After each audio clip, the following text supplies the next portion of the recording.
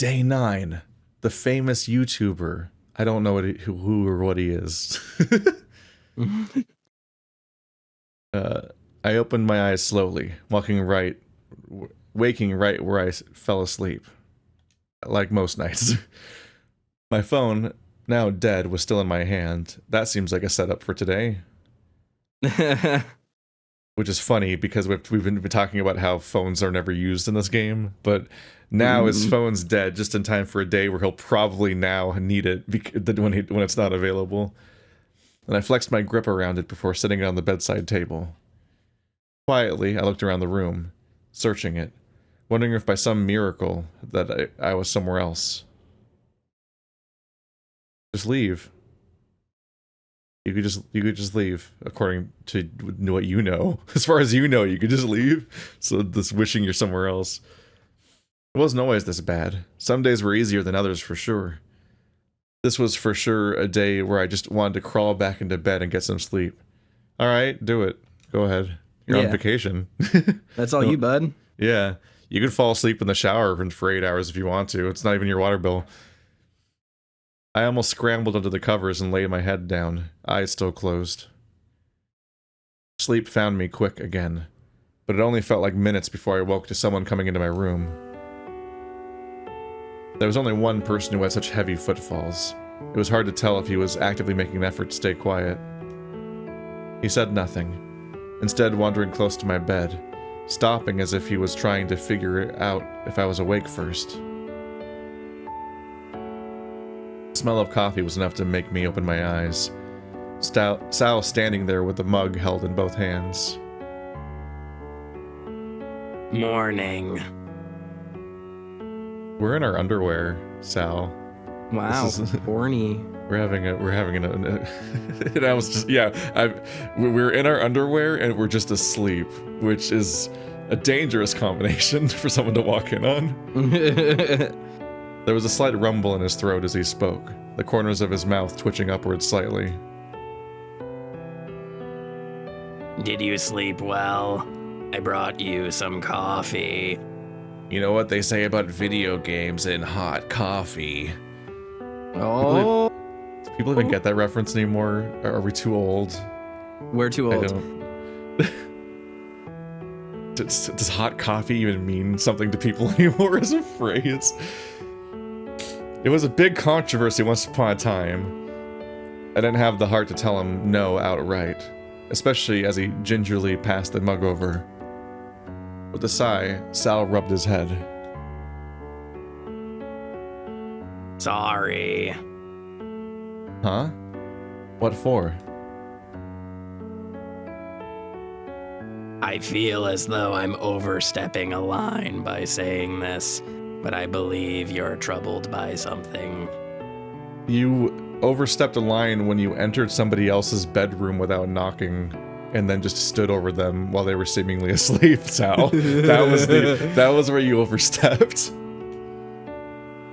Well, it's not overstepping to care about your friends. What makes you say that? He is not escaping the Radical Six allegations. No. I began to chuckle quietly, putting up a facade in hopes he wouldn't ask further. You weren't up at the normal time. We were worried. This is a military vacation. We all keep a strict schedule. Oh. Some of us wanted to check in. The rest wanted to let you sleep.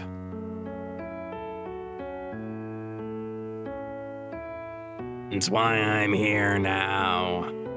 I wanted to check. I won't pry if you don't want to talk about it, but I'm almost certain you're troubled by something. I took a swig of the coffee I held, sighing out after I'd swallowed.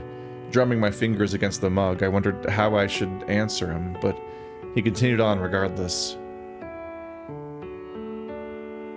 I recognize that look you're wearing. I had to read that sentence for a second because I was like, the look he's wearing? Weird way to phrase that. It does feel like the kind of thing that somebody might use as a description in a book, but not how what anyone would specifically say to another person. You're wearing an expression. All right.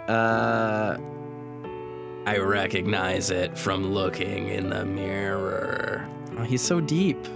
Did you want to sit down? No, I'm fine. Just concerned. About me? Dave. Yes, Dave, that's the premise of the conversation.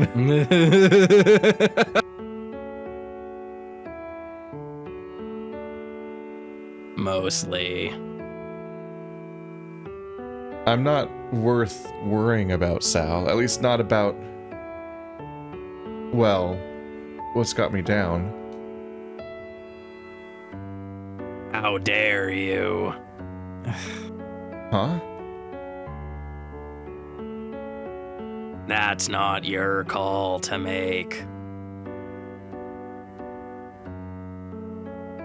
Your friends care about you.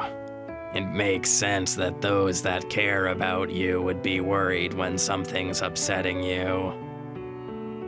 I get where he's coming from with the how dare you, but it's a weird thing to say in the same conversation where about that exact premise he was like, I'm sorry, I'm overstepping. Yeah. How dare you is a very strong opposite response to the same premise, as if would be made by a different character. Yeah. I know, I just don't like talking about it. Maybe you should. But why? It sucks. It wouldn't be upsetting if it didn't suck. I mean, yeah, that's like a pretty, that's a good read, Sal. Good job.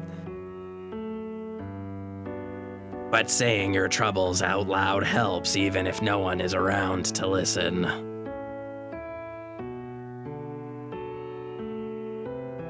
Or if people keep interrupting you.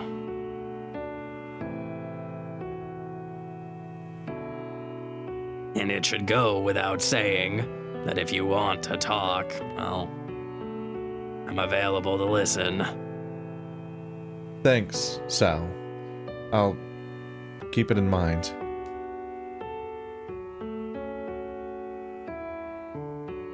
Good.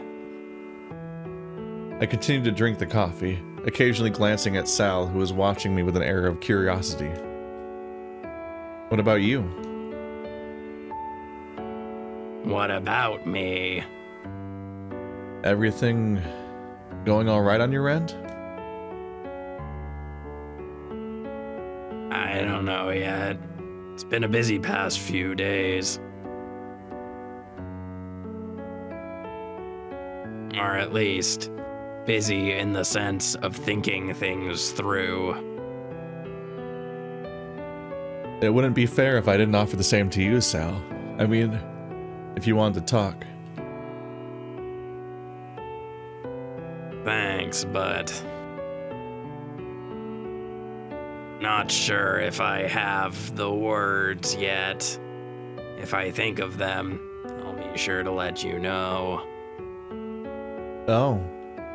But we booked an opening, Sal. We scheduled our talk for today. What do you mean you're not ready?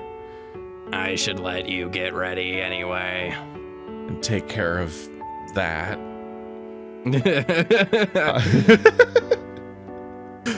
Off to do something? I don't know yet. I'll see what the others want to do and decide.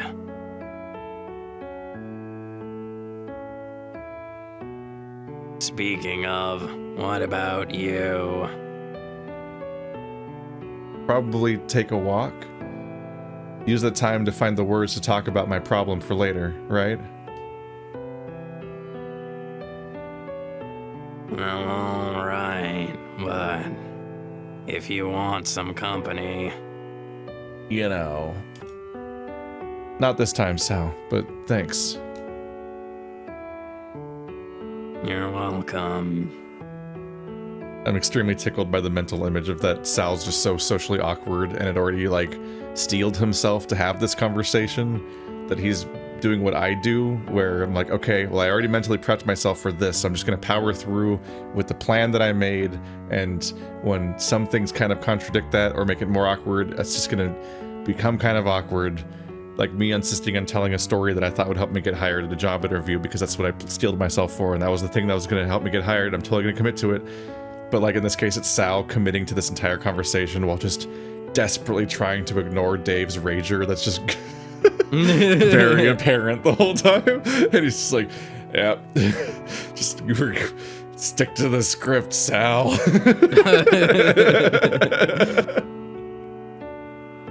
He backed up slowly before turning around, leaving me to get ready. I swirled the remainder of my coffee in the mug for a moment before finishing it off, setting it off to the side and stretching on my way out of bed. Dressed, and as ready as I could be, I made my way downstairs. Oh, good morning, Benson. Good morning. There was something extra stiff about how Benson was standing this morning. Oh? He was eyeing me carefully. Is everything okay? I believe so. How did last night fare? So do you two like not actually talk, or I feel like they don't actually talk to each other, Benson and shit. Oswin? Yeah. Oswin. Oh, I looked around, checking to see if there's anyone else nearby listening in. Seemed like only Benson and I were in the foyer. Oz? Indeed. Oh, it went... alright, I guess. Good. Well, at least I hope so. What do you mean? As it turns out, I've been given leave for a vacation of my own, effective immediately. Wonder if it's because we said who killed Benson. Maybe? I think the text of the response to who killed Benson felt so vague that it feels like it was a response to every single possible who kills you could have asked. Like, it was just prompted by the beginning. I don't imagine that questions you ask there are going to change the outcome of today. I have no idea. That's great. Benson's stern expression immediately told me that perhaps it wasn't so great as I thought. It wasn't so much a request as an order, Master Dave. Oh, but you've been so present so far. We're gonna miss you. You were here for day 8 and... Oh. I'm on my way to pack a suitcase right now, actually. Within the hour, I'll be well on my way. Because once again, this is not a closed room mystery. Yeah, you could just come and go as you please, actually. How long's your vacation then? Till I'm asked to return. With a sigh, Benson teased the end of his mustache, looking away, thoughtful. I suppose this might be a little odd for you, but know that the master of the house rarely makes such requests. I can only fathom a guess as to why he's made it, too. He refused to elaborate when I was told this morning. I actually do think asking probably caused this. Oh. The two of us stood looking at one another before Benson looked away again, shaking his head. No matter. I suppose that whatever is to happen is to happen. I wish you the best of luck, Master Dave. As I was reading that, I read his name, and I was about to say, whatever is to happen is about to Benson. It's like, wait, no, that's not correct. Your fucking wrestler motto that for a D tier nightmare character. Wait, is there anything else you can do before you leave? Any last advice? Benson looked me over, stoic, before looking me in the eye and speaking with a measured, serious tone. Survive as best you can. So, leave then. Like, we should leave. Yeah, we should go. Like, once again, just a total refusal to give us any actionable advice or information at any point, despite that ostensibly being his purpose. Like, Yes. what else is he doing if not helping us figure out what to do? Like, why is he here? There's something chilling about how he said that. He doesn't even cook for us. So much so that as he stepped around me... Wait, that's what you took issue with? He hasn't even cooked for us? Well, I'm just like, he's not butlering. It's like, what is he doing? What does he do here? What is his purpose? Why is Benson here besides to die once? He was gone for most of it, and now he's like, oh no, Benson's leaving. I'm like, he's been gone before he left. He hasn't done anything. There's something chilling about the way he said that. So much so that as he stepped around me and out of sight, I was frozen on the spot. Survive? I was meant to just... survive? Yes. I mean, I've been doing pretty good at that so far for the last 18 years, so I got like a streak. I found myself looking around an empty room again, and I scratched my head as I took a whiff of the air. I could still smell the lingering scent of toast, along with coffee. Oh no, Dave, if you're smelling toast, you need to get medical attention, Oh quick. no, he's having a stroke. I'm not sure how much you should smell toast, because it probably would be cooked in a different room. Like, I feel like every other scent tied to breakfast would overpower the lingering smell of toast that is gone and wasn't prepared in this room. I wandered to the other side of the room, following the scent. By the time I was near the door leading to the kitchen, I found myself, okay, no, it is the toaster. I'm wrong. I found myself You're looking wrong. down, skirting around a particular spot on the floor that looked somewhat familiar. Oh, where Benson had died.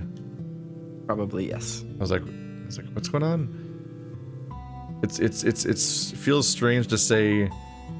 I got what they're going for. It just feels strange to say that a part of the floor looks somewhat familiar in the room you've been in the every day for the last over more than a week.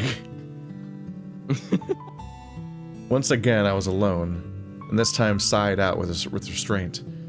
As bad as it was, I half expected Orlando to be in here. They just had to be elsewhere in the house, right? The smell of toast was stronger in here, but I didn't want toast. Whenever I thought of my dad, I thought back to the breakfast that we had, that he made for the two of us when Mom was at work or otherwise just not around. That was usually hard-boiled eggs, fruit, sometimes waffles, if burnt ones. Of the options available, I just grabbed a banana.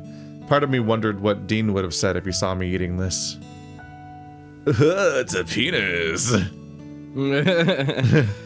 Probably like, oh, I know something else you could put in your mouth, the same shape. Wait, hang on a minute. And he's like, takes his hand that's holding the banana, tilts it like 45 degrees to the left. All right, now it's the right shape. Gotta get the lean right. I shook my head, a slight smile forming. The consistency was nice, if anything. The consistency of him always making the same joke. Yeah, Or the consistency of the consistency of the banana. The comforting consistency of a guy has one joke. The Todd. Pacing the kitchen with my banana, I ate bite after bite, thinking things over. Was this what it was like to be a cop?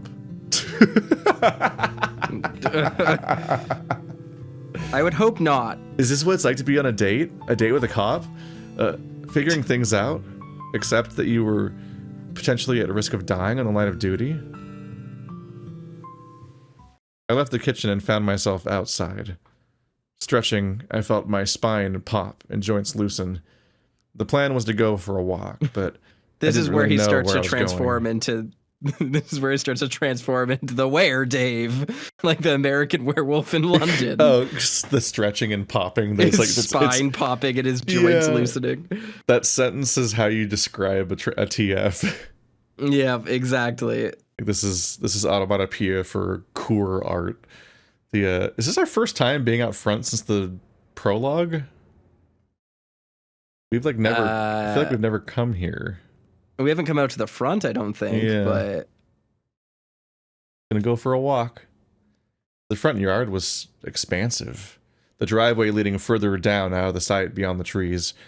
Maybe following it towards the main road would be an idea, in case we needed to escape.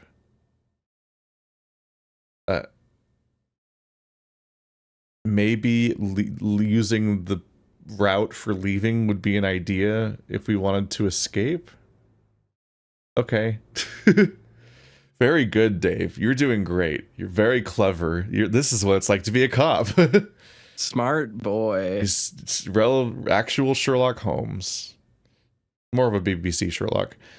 Burying my hands in my pockets, I started to slow stroll towards the trees and down the driveway. Spooky. Oh, this is so atmospheric. Wow. Somewhat upsetting. I think I've used forest. this desktop background before. It's a cool sight. The unnervingly very straight trees, and there's just no leaf coverage down here. Look, it's Slenderman in the background. Except there's tons of like little branches sticking out.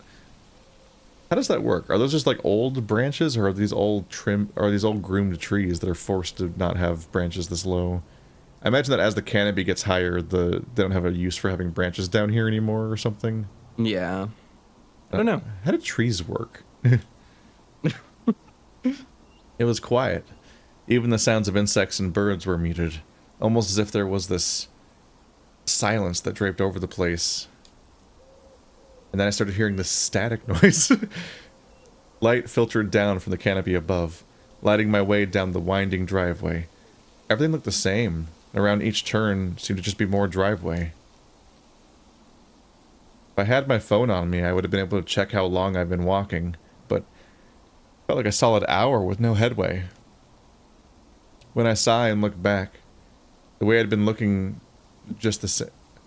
The way I'd been looking just the same as what lay in front of me. The way I'd been looking just the same as the way it lay in front of me. Okay. I'm like, Yes. where are the individual clauses in this? I found it. Taking a load off on the side of the driveway, I let my mind wander. It'd been about a year since it happened, the dad. Some days were better than others, but even after this long, I refused to believe that it happened at all. Orlando kept reminding me to accept it and try to move on. And I know that because of it, I've withdrawn. But really, what does he know? None of them, at least as far as I could tell, knew what it was like. Which is probably why this whole ordeal with Ozma was putting me at odds. I told the others that he was still around, but they didn't have the burden of supposedly being some chosen one that managed to see death before it could happen.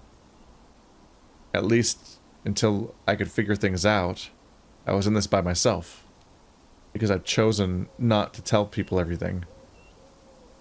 Grumbling, I stood back up, shooting a look down the driveway. I could leave now, put all this behind me and just run. Looking back at the way I'd come, I grimaced. Running would maybe keep me safe, but what about the others? If I wasn't around to stop them from dying, would it just keep happening? The stress was making me tug at my fur, a habit I'd picked up from Tyson when he was upset. A reminder that on top of the fact that he doesn't remember the ending where he leaves, he also doesn't remember any of the weird deaths that happen after the other bad endings. Yep. Every resonate thing just gives him an image of somebody who died in the mansion. So he doesn't know that like a weird sequence of deaths happen after he leaves, like where it's like Orlando died in a drive-by, and Roswell died mysteriously, and so on. Yeah, the way that it's posited is that, like, the way he explained it, he was like, you know, the morphic resonance field, it draws on our instincts to survive and shared trauma. It's like, oh, okay, so I guess getting killed in a drive-by by the Dragon Mafia doesn't count as trauma, but finding your friend in a freezer, that's pretty terrifying. I guess the Dragon Mafia wasn't local enough. He didn't witness it. It's not too unreal. He just heard secondhand via, like, he goes via Dean. Dean told him that that I think he got shot or something. Orlando, I think, right? Yeah, Orlando. Or got no, shot. was it? Orlando got shot. I think he was dating and living with Dean in that ending, which is very funny because we've never interacted with Dean, basically. Incomprehensible character dynamics. Why me? Groaning, I started to head back to the mansion, shoulders slumped and dragging my feet. I think somebody made the point that, like, just because of our regardless of our choices in this game, it doesn't change the dynamic these characters had before the game. Like, I think that's supposed to be the response to, like, our relationship with Dean, where we're not spending time with Dean, but, like, they do have some kind of connection or history together. Yeah. That's romantic or something, but not romantic enough that they've ever actually been on a date or anything. Yeah. That's so the thing there's still a notable to lack that, of it being in the game. Yes. Like the thing I say to that is that, like, if they're like, well, it doesn't change the character dynamics before you get here, and it's like, yeah, but the game has, like, explicitly stated multiple times that we don't know how we feel about him, and that we haven't gone on dates, and that, like, there isn't really anything going on there until suddenly there is. Yeah. So it's like, if you're saying that it doesn't change it. I'm very surprised that Dean isn't like an ex. Yes. I'm just because he feels like he's in this. He feels like he would slot into being the ex, but actually they've never dated. Yeah, and like if we are meant to take from this that there is a past history, the first time they ever put us together needs to not make Dean out to be like a super forward kind of like playboy character who's like, hey, I'm giving you eyebrows, but this is the furthest it's ever gotten. Like, they have portrayed Dean as a flirt. They have not portrayed Dean as our love interest. There's a difference between those two things. And, like, Dave especially consistently not being he made a balls joke at Orlando too, so yeah. So, like, Dave not being reciprocative in this event doesn't make it out that, like, we the player are influencing, you know, this, and the reason why we're not seeing how they're so close is because we've opted out of that that part of the game. It makes it out that Dean is kind of a really forward creep. Like, that's all it's done. Like, and I don't mean that in like if we compare across, like, for example, to Echo, you can fuck off and not interact with Leo for entire routes, and you do. Yep. Like, you can literally just disappear. But Leo is always very firmly your ex, and you have a very specific dynamic that is always canon. Yes. And that's made clear, in particular, because there's that CG where Leo's confronting Chase before the route split happens that really cements their relationship, and you understand what that dynamic is, even if there's more to learn about it later and different directions it can go in. And that still is understood about how those characters interact and what they mean to each other, even if you immediately they're then like, time to go to the Carl's route where we never see Leo again.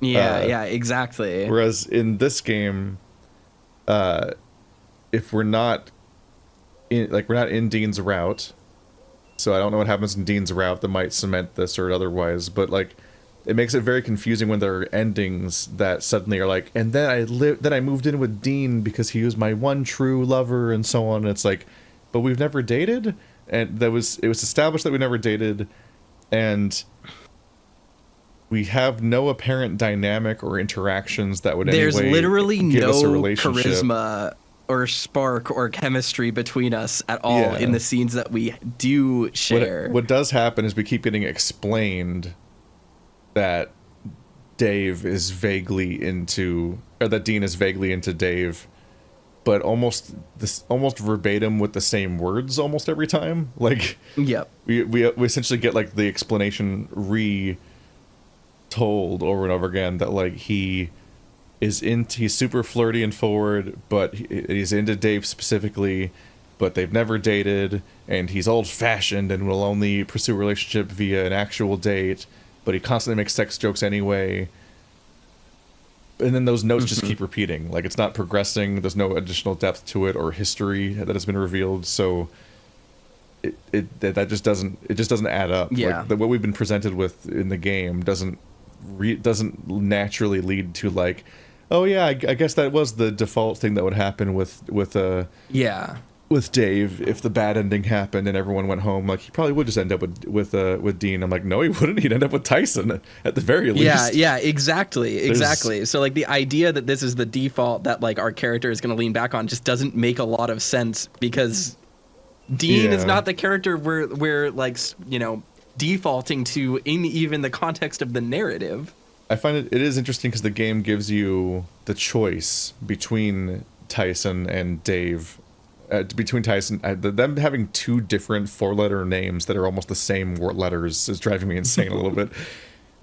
Dean and Tyson, they give you a binary choice between them in multiple choices, where it's not pick anyone you want, it's pick Dean or Tyson.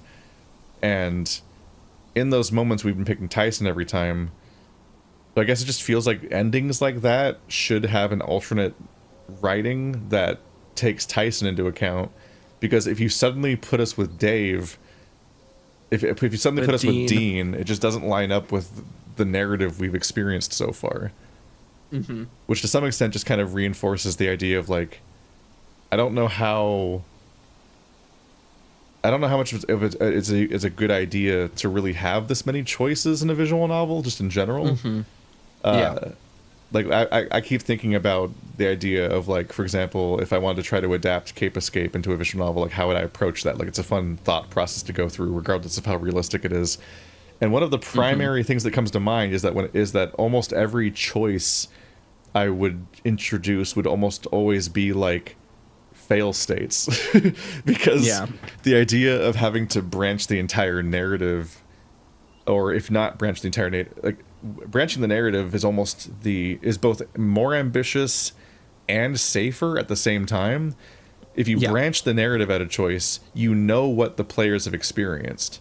But if you whereas if you give like a choice of like, hey, there's 4 competing scenes here, but you only get one of them, and then it goes on to the next day, then you all meets back up. Yeah, if it's treated like the equivalent of, like, say, a Western RPG side quest where you go on this little tangent, make one choice, but then the game keeps going the same way regardless.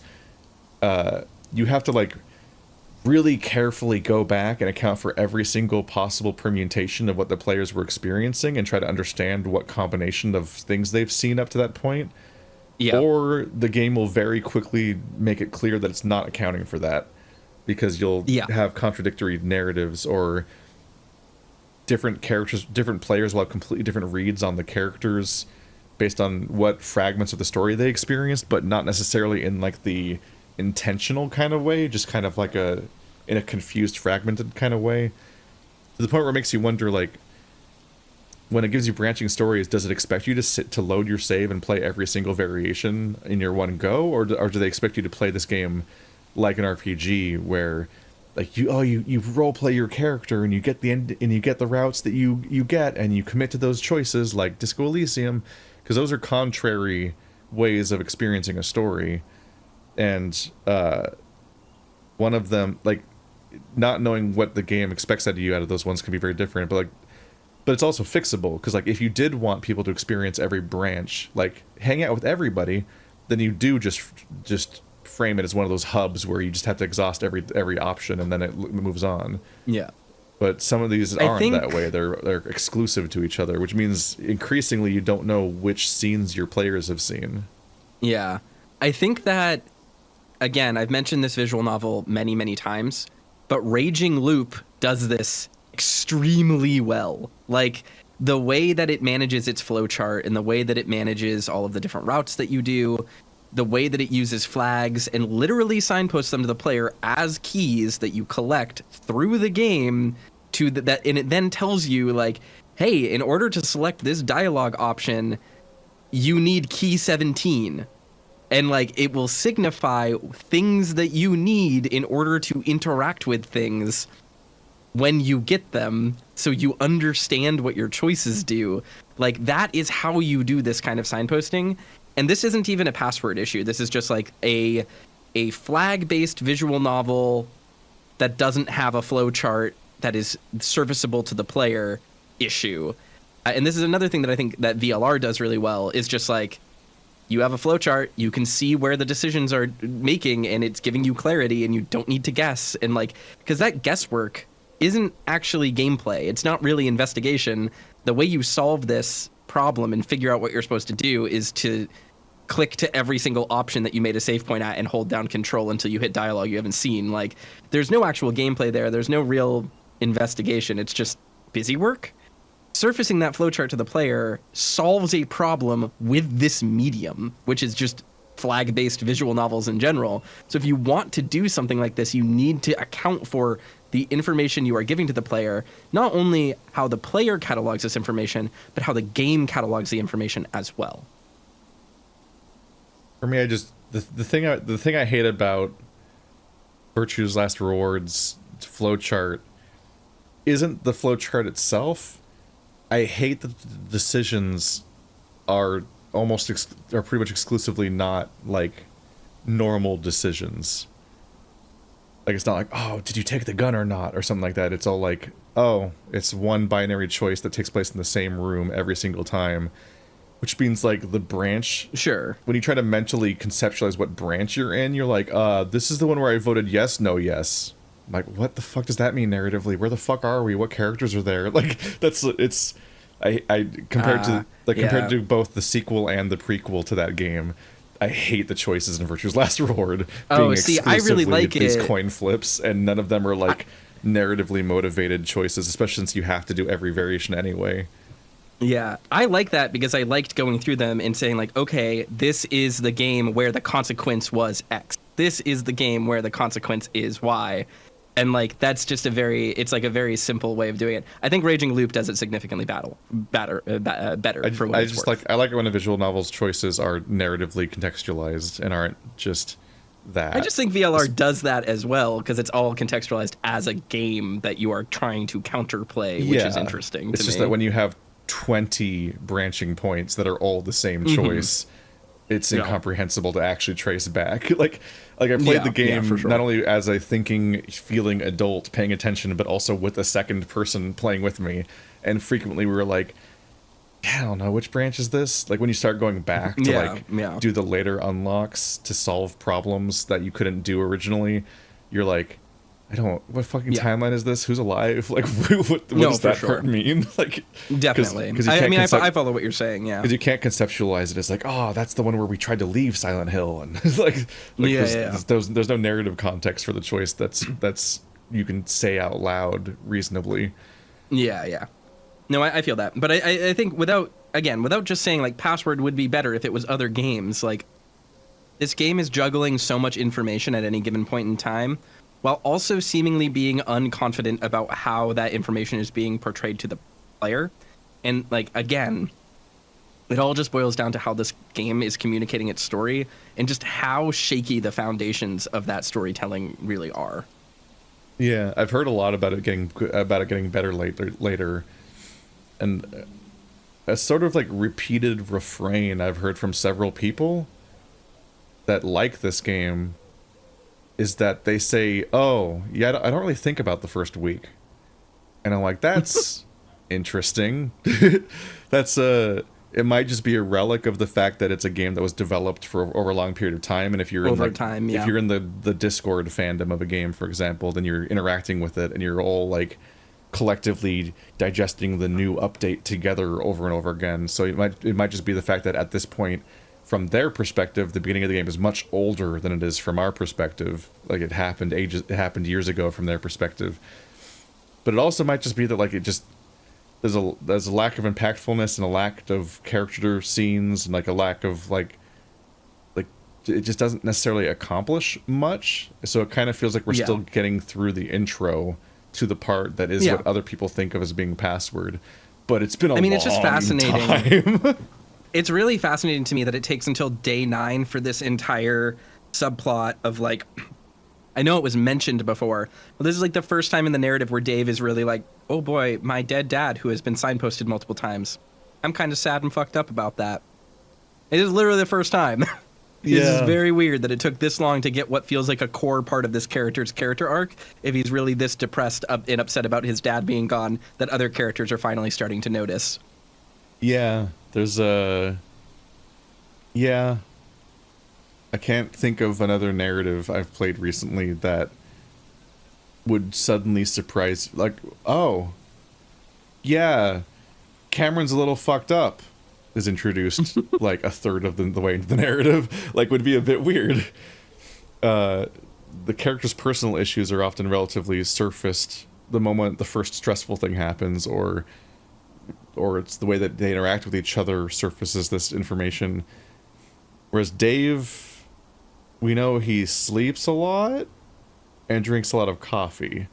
Like they reinforced his quirks a lot that are just like cute throwaway details that probably aren't narratively relevant, but who knows.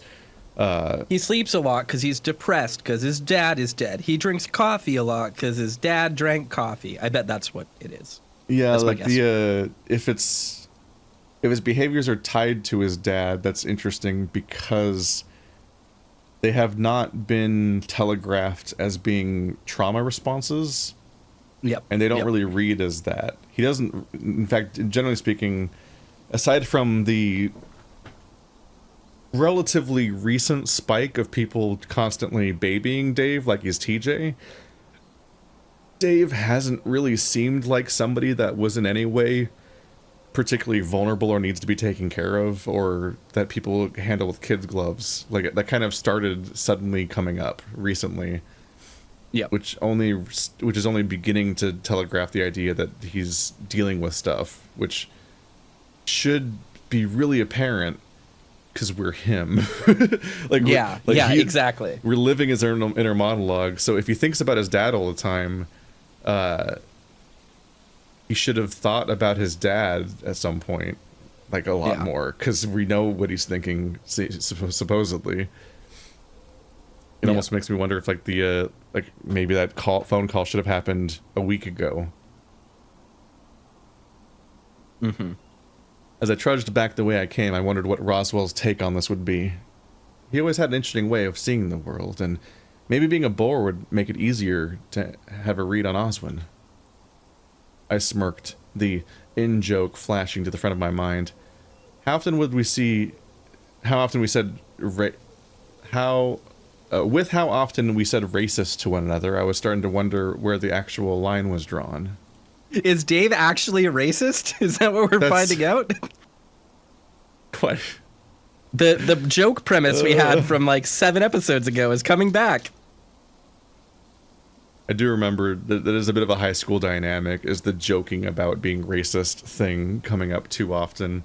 And then retroactively you're like, yeah, I don't know about that joke. I don't know about how often that button got hit.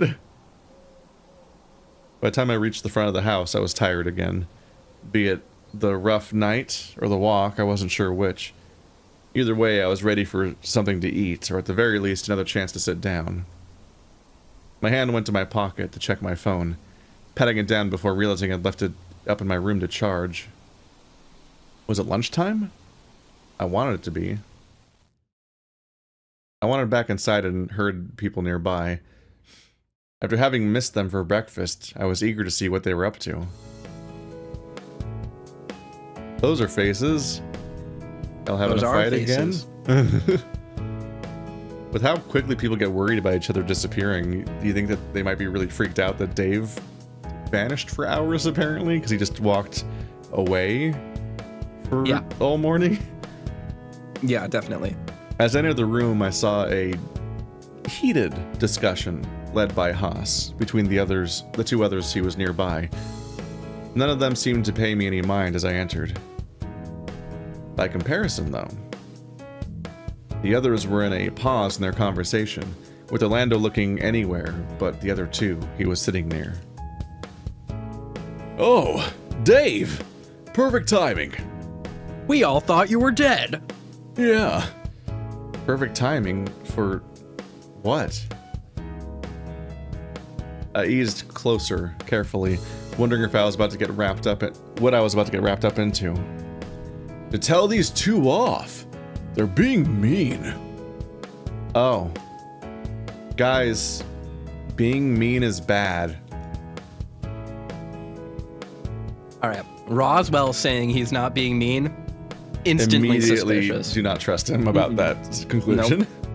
This guy's being an asshole. We're not being mean. We're just having a little fun is all. Oh, well, I like fun. Fun is good. Sandwiches. Don't fall for it. I don't understand. What's wrong with what we were saying? Poor Sal, he's gonna realize what he did wrong and he's gonna have to punch himself in the face for saying the wrong thing to Orlando, which is apparently the punishment that you get is you get knocked out by Sal.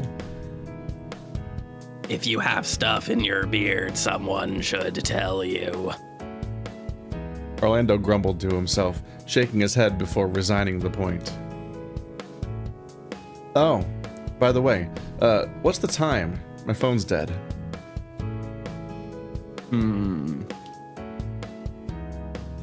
Sorry, hold on. I'm drinking. Shame. I know, my timing was Shame. bad. It's dead? You didn't charge it while you were sleeping? Oh, He forgot. no, I didn't forget. I just,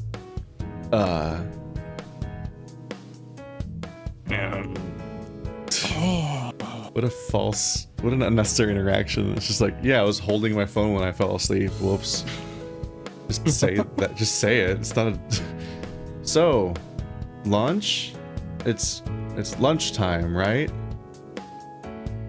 Yeah, I made some sandwiches earlier just to get it out of the way.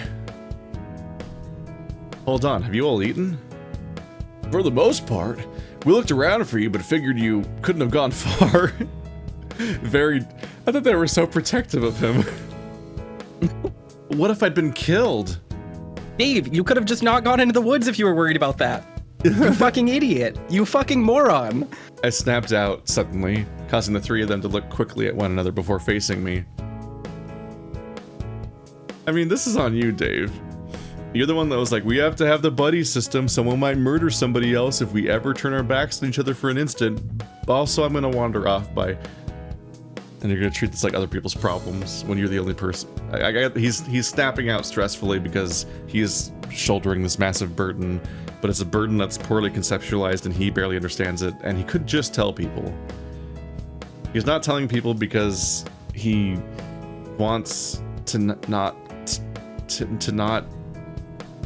clue in the murderer, except for the part where we all looked for the gun and he told everyone that Oz is here. So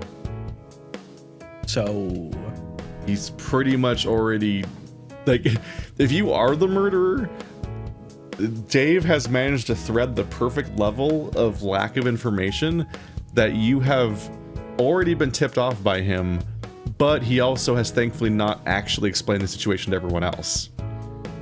So if he's afraid of tipping off the murderer, he definitely already has, with the level of information he has volunteered, and is only not helping everyone else by not explaining the situation. I snapped out suddenly, causing the three of them to look quickly at one another before facing me. Feeling foolish, I fell into the nearest chair and buried my face in my hands. So, I'm going to bring you your lunch. And I'll help. Yeah, you could probably use some coffee. Roswell and Orlando scurried off quickly, leaving me with Sal. He eyed me carefully before settling back down enough to say something, voice brought down to a hushed tone. Are you okay? Everything's fine. I groaned, rubbing my face. I'm fine, just still... I gestured, hands in the air, trying to wave off my own worries, and by extension, Sal's. It seems to work enough that Sal settles back into his chair without a fuss. Dave, your level of acting out is basically the equivalent of like you trying to say everything's fine while a limb is missing. Like, he's gone way too far. He can't just keep pretending everything's fine. It's not. No one should believe him, I hope. My outburst had brought over the other three, seemingly done with their conversation for the time being. Did I hear you correctly, Dave? I kept my eyes averted, looking towards the door to the kitchen, feigning to just be eager to get my lunch. You did. Can you blame him, though? How are you feeling outside of that? And where'd you disappear to? Have an adventure? Can you blame him, though? What do you... What does he mean by that?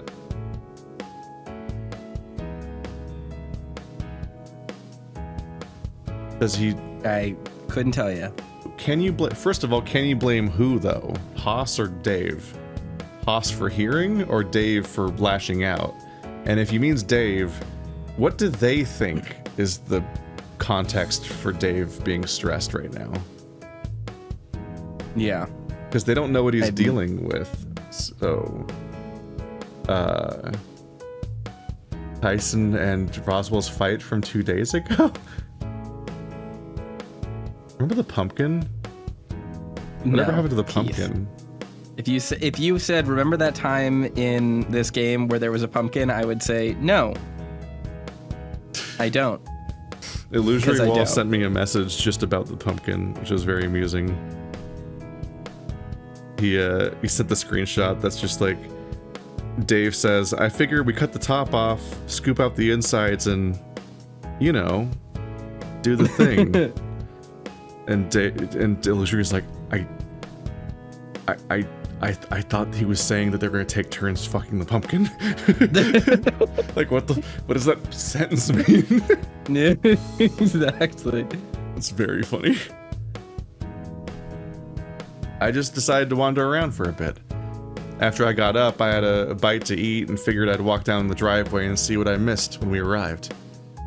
Sure is a road in the woods. Anything good? Not really.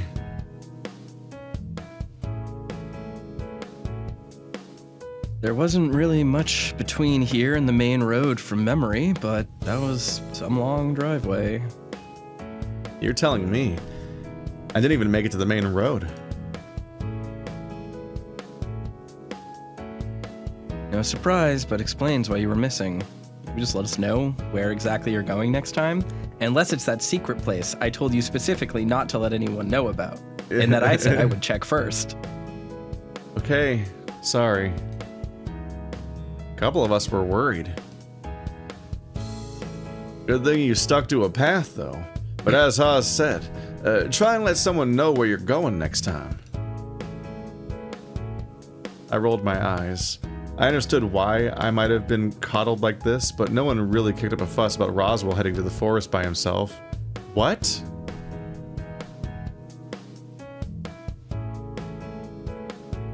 Yes, they did. We had a whole scene of everyone freaking out. We made a almost full episode talking about how insane that is. You had like a panic attack over this whole scene because of how disaster it was that Roswell was out at night. There's a lot of precedence for people being worried about this, and that was before you introduced the fact that we're all supposed to use the anti-murder buddy system. You introduced, in vague terms, the stakes that things are bad, maybe, and you're not even taking it seriously. Okay, I promise the next time I go wandering, I'll let someone know which direction I go in. What are you guys talking about when I arrived? It seemed intense. Angry face. Well, Haas's angry face is a lot. Dean looked between Tyson and Haas, taking a step back. Don't worry about it. It wasn't important. Not important? I'll have you know that it's very important. Oh, he changed again. I just registered that. He's not wearing his ramen shirt anymore. Yeah, he's wearing wasn't this the first shirt he had on? Yeah, he's back to the first shirt. But he's the only person that's changed clothes so far besides swim trunks. Here's my theory. There's two Hosses. There's What? Hoss and his twin brother, Boss. Only the ramen Haas knows the secret passage. He's not bisexual, he's two people. One is straight and one is gay. Evil twin Haas.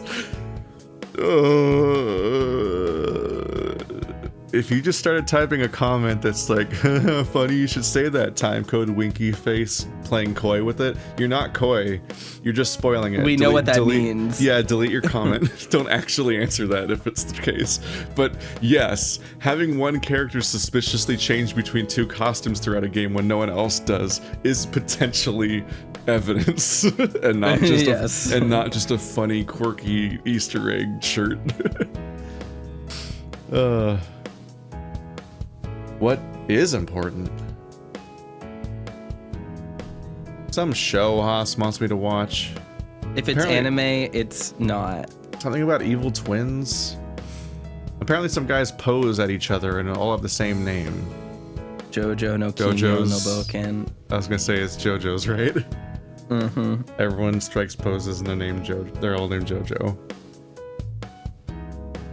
They do not all have the same name. You haven't seen an episode. You might still like it. And what makes you think stopping time and dropping road rollers on people makes for a good show? Get it? It's memes. Memes. I don't know this meme. This is the old school JoJo meme. It's a thing that happens, and it has been memed to infinity. It was so memed that it's one of the earliest internet memes. Was the original OVA. It was on like YTMND and all those other things. It was an old YouTube video as well. This is the JoJo meme. I just want to point out that for a character who was revealing their bisexuality as like a crazy secret, his color scheme being bi lighting. Yes, his shirt is almost the bi flag. Like it's like the bi flag with an Instagram filter over it. Like it's not quite correct because the bi flag is blue, purple, and red-ish, or like kind of a pinkish red. So if I described the colors of his shirt and described the colors of the bi flag, I would say the same three colors potentially, even though they don't look quite the same. So I was like, huh. Like, whatever, it sounds dumb. Oh, if this is the show I'm thinking about, it has a bunch of punching too. Punching, huh? I'm going to be very clear. One, Haas's response here is insane for a JoJo's fan. JoJo fans fucking love punching. Two, JoJo's is really dumb. JoJo's is really fucking dumb. That's why the people who like JoJo's, because it's dumb. Yes. No, I was not fully prepared for how dumb JoJo's is. Yes. and I haven't even made it to stands yet. Because I watched the first season with the first two storylines, which is one season, and then called it a rest. Was like, I'll watch. It's like they're like almost like separate shows. I'll watch one like every now and then, and haven't gotten back to it yet. And that was an intensely dumb show. Yeah. Especially like no, I mean that's how people sell it to people. Is like you should watch JoJo's. It's so dumb. It's like it is. No matter how much you've heard memes about Dio, nothing has prepared you for the first episode of JoJo's and how Dio behaves and how just intensely villainous he is in a absurd and very rapid fire way. Like the intense comical morbid, distressing escalation, culminating him then just being actually becoming a vampire is like, wait, what is this show? And I also like the first storyline is kind of whatever, the first short one, but its first and last episode escalates so comically hard that I've never fully processed them. And then you get the Benson season, which is longer and has training arcs and more of a storyline, but is also intensely dumb.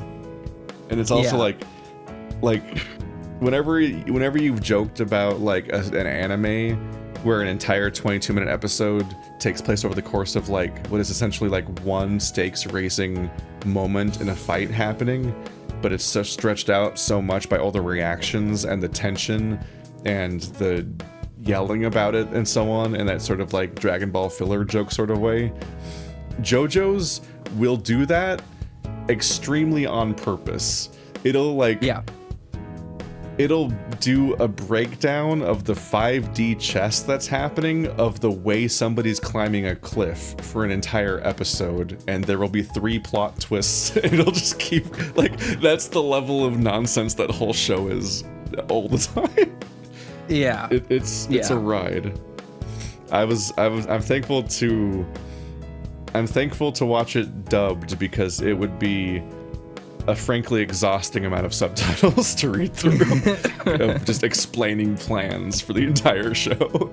Yeah. Really, that's what sells it to you.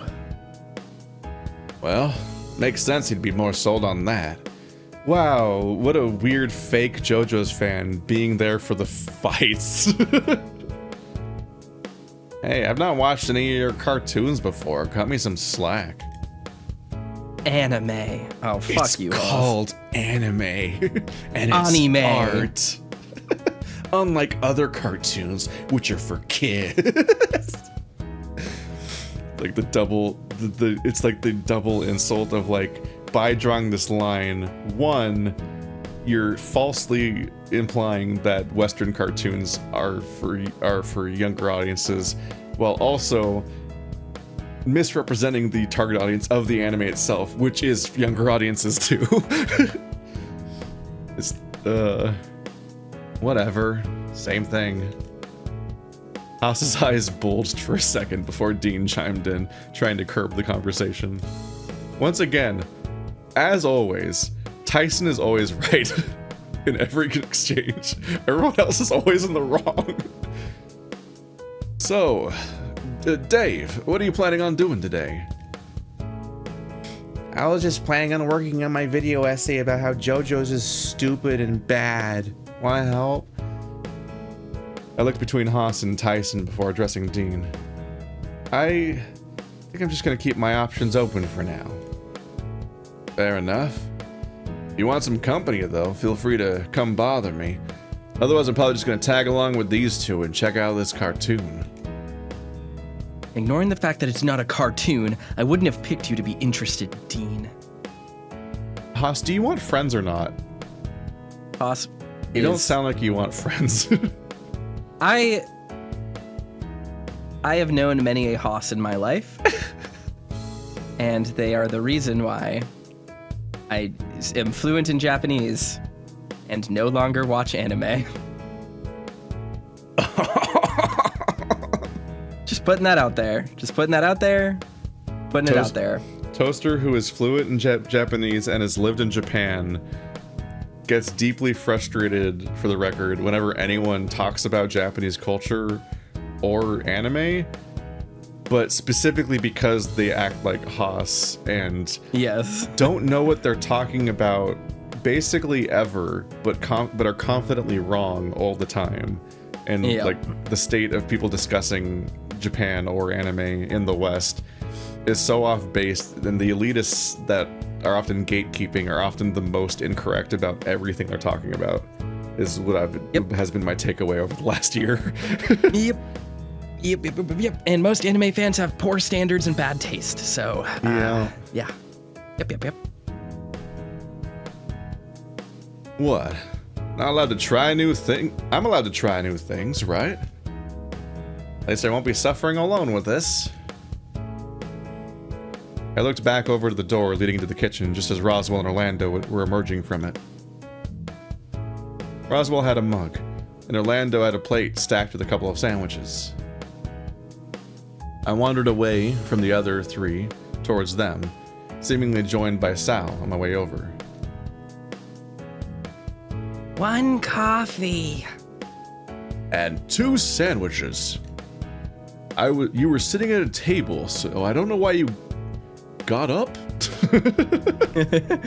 Like, the continuity of this scene, in case we lost track, is that Dave was sitting down, they got up to get him food, other people came over to talk to him, and then they came back with sandwich and coffee, which are things specifically you cannot hold at the same time in your hands to eat and drink because of you need a table for this setup. So Dave got up to meet them in the middle of the room to get his sandwich and coffee. And Sal came over to meet him, even though wait, wasn't Sal still sitting next to him in the first place? Yeah. I don't think Sal left. So. I think Sal was just silently watching this anime conversation. So I don't know about the I don't know about the continuity of the scene. I've lost my sense of self. I felt a hand on my shoulder, looking to Sal, who joined the conversation with a comment of his own. And 3 of us. 1 coffee, 2 sandwiches.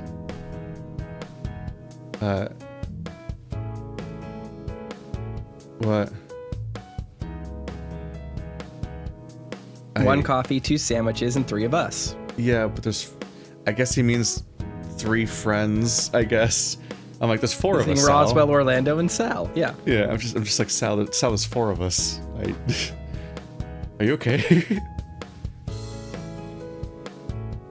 Yeah, okay, that's why. Okay, where is this? This is Screwball. Got it. Roswell counted us off with a spare hand, staring down at his count of 4, confused. So, what are you guys doing with the rest of the day? Looks like the others are off to watch some anime. Oh yeah? What are they watching? Maybe we should all go. Given Dean's reaction, I don't think it's something we're all going to enjoy. I mean, Orlando's, and I don't know about you, Sal, but everyone else that's in this conversation, I think, is in the anime club. I think to add Orlando and Tyson are in the anime club. Is it Orlando, Tyson, Haas, and Dave? I think. I don't think Tyson is in the anime club. Yeah. It's Orlando, Roswell, Haas, and Dave. Oh, did I say Tyson? Yeah. I think Tyson and Sal are the 2. Yeah, Tyson, Sal, and Dean are the 3 who don't everyone but watch Sal anime. in this conversation and Haas. Yeah. I think they're only anime. So I think I don't think Sal's reading the room right. But I could be wrong because we got somewhat shaky throwaway lines for people's backgrounds with that kind of stuff. But also, I think, as far as I'm aware, being in the anime club is why they know child actor Haas, who only recently moved here. Yes, and also, everyone in this room is an idiot. So they'll love JoJo's Bizarre Adventure. They'll be very into it. It will be their whole personality the second they watch it. JoJo seems fun. I am extremely behind. I have seen and read most of it.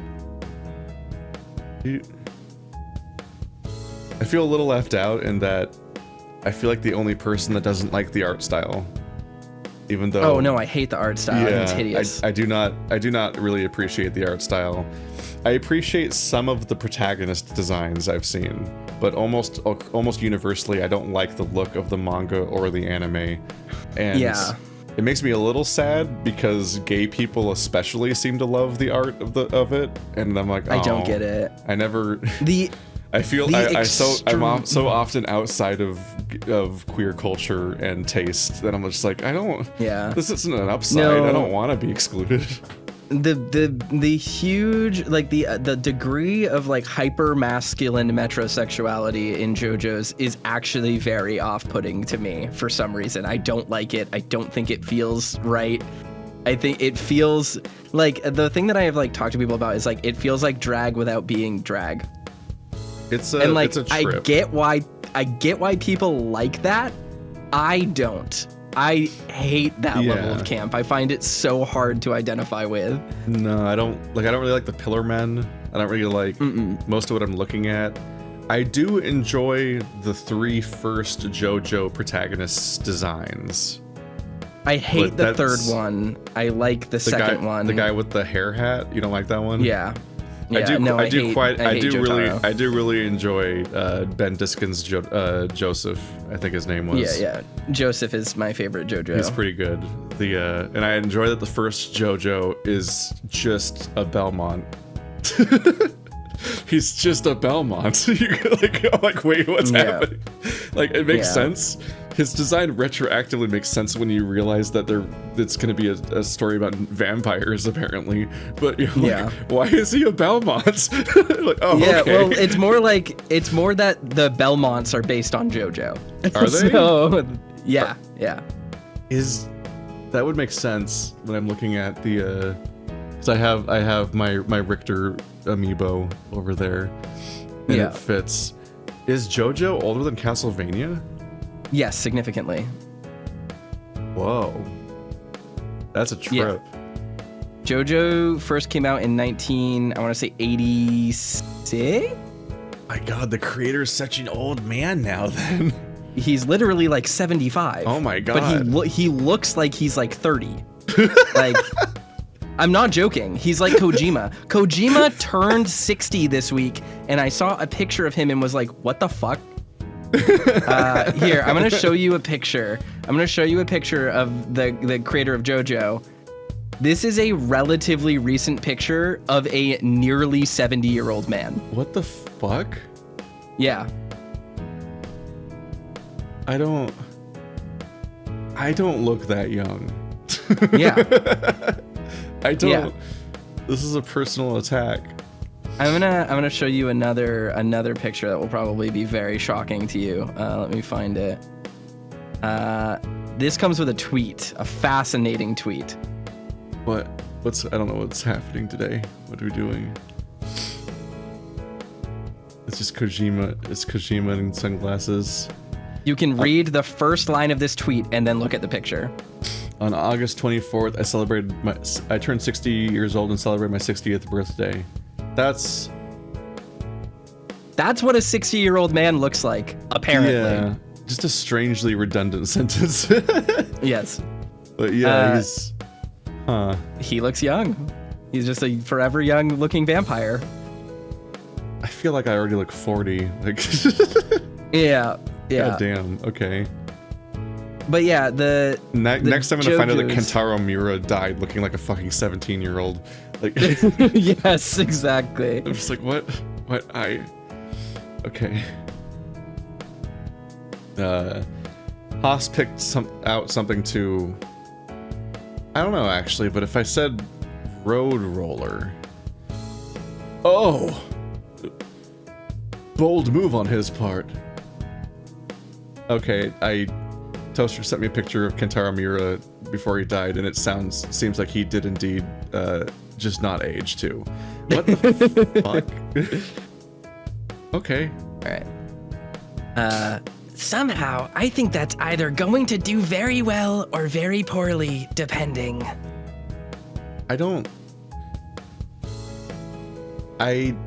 could be wrong. Like, obviously, I wouldn't try to show it to like my parents or something, but like. I don't think JoJo's is particularly niche. I think it has wide appeal. No. I think people know what JoJo's camp is. Yeah, well, so here's the thing. JoJo's in Japan is one of the biggest manga ever. It is fucking huge. It is beloved. It is a classic in the same way that we consider like Star Wars a classic in the West. It is that ingrained in Japanese like pop culture and media culture. In the US, maybe, or in outside of Japan, it wasn't as popular. It wasn't particularly well known. It had a cult following for years. That's why it existed as memes.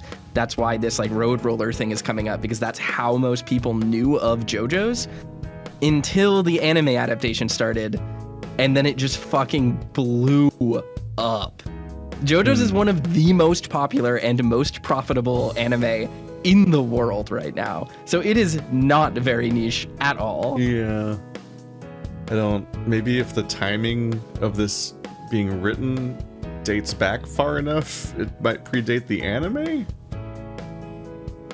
I mean, the anime, It was like season 3 of the anime was airing when I was living in Japan, I think. So, I mean, it's been like over a decade since JoJo's was popular. Then. Well,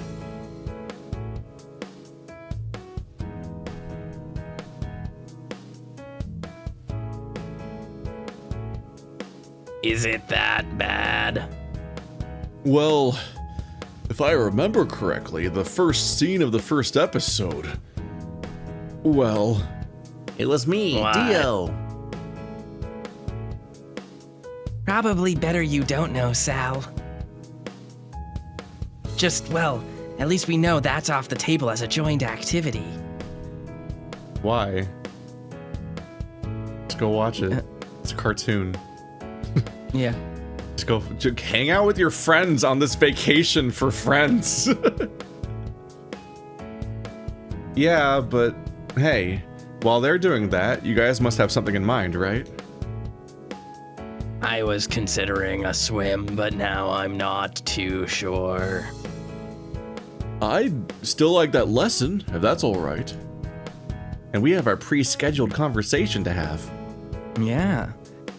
I'm happy to give you that lesson still. Assuming that's still comfortable for you, just not today. Oh. All right. I just need to clear my head of a few things. If somebody talked this way about the idea of giving me swim lessons, I would not pursue those swim lessons anymore. Yeah, never once. Like, swim lessons haven't been the same since the war. Like, there's just no universe where what we're talking about should have this level of emotional weight. I think they're going for the idea that like it's that Orlando tried to pursue a relationship with Sal and not just his hydrophobia, maybe, but I don't know, just don't. Seems like you just need to not spend time with Orlando in general then, or something, like if it's that bad. But it's like I don't. This level of melodrama is really rough. I'm like, Sal, what are you up to, man? Well, why don't we play a board game or something to pass the time? No point the others doing something when we could also do something. What? I don't. Yeah. What does that mean? That sentence doesn't. Ignoring the typo, that sentence doesn't mean anything. There's no point in the others doing something if we can also do something. You're implying that if we do something, we're invalidating their choice and also doing something. Or something. Or like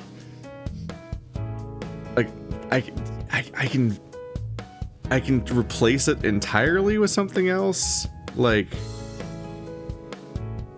no point in sitting around while the others are doing something. Might as well do something ourselves or something. Yep. Like I can gesture at a sentence that made sense, but what the fuck did he just say? No point in the others doing something when we could also do something. What? What? Hey, I have an idea. I have an idea for something that we could do. We could This- find the medals. You know, the thing Yeah, we all said we would do in our free time. Whenever all people, the time. Whenever people are like, oh no, what kind of activity? I don't know. I don't have any ideas of what we could possibly be up to. I'm like, I don't know. Maybe that pre-agreed upon group activity that we have not progressed at all. We are now day 9 in, and they looked for medals once. He spent like 4 days hyping up the idea of introducing the idea of maybe having an activity for the group one day, and then when he finally introduced it, we went into one maze to look for one medal, and then no one has thought about it a single time since in this group, besides Dave accidentally stepping on one in the greenhouse. So we have a second medal by pure happenstance that we found without even looking for it. And why? I thought this was a thing that everyone thought would be fun. Help me. Yeah. Sure, I'm down for a board game. Wanna join us? You're welcome to if you're not doing anything. Sure, I'm down to play for a bit. I don't think I want to be wandering around anymore after my walk anyway. Orlando, no. How do we feel about Monopoly?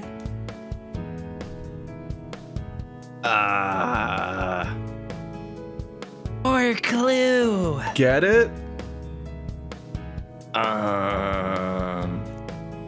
Scrabble. They only know baby games for babies. No. They've actually never played a board game before in their lives, and this is their first experience with a board game. Here's where I'm the anime gatekeeper, and I'm like, why don't you guys know any fun tabletop games? There's like infinite, and you're still going for like staples that 5-year-olds grew up with. I turned my attention to my sandwiches, seemingly 2 different kinds. The first looked to be something with chicken, lettuce, and mayonnaise. Looked like it had cheese on it too. The second was the one I was more keen on, egg salad. I just hoped it tasted good, but I had faith that if Orlando made it, he wouldn't do me wrong. There was nothing like having a good meal, something I was reminded of while I was halfway through my first sandwich. I guess he sat down at some point. Less cranky, less stressed. Who knew that having a decent feed would make you feel better both physically and mentally? Everyone knows. By the time I downed the second one, it looked like everyone was ready to start heading off to go do their thing. Took my mug and plate to the kitchen, putting it in the sink to be washed. It seemed like the other dishes were still here, so I felt less bad about just adding to the pile. Still, if Benson was heading off, it seemed unlikely that he'd do the dishes before leaving, especially if he was going on vacation. The others must have already decided who was going to do the dishes in that case, unless they didn't know? Well, that sounds like a point of drama for a later date.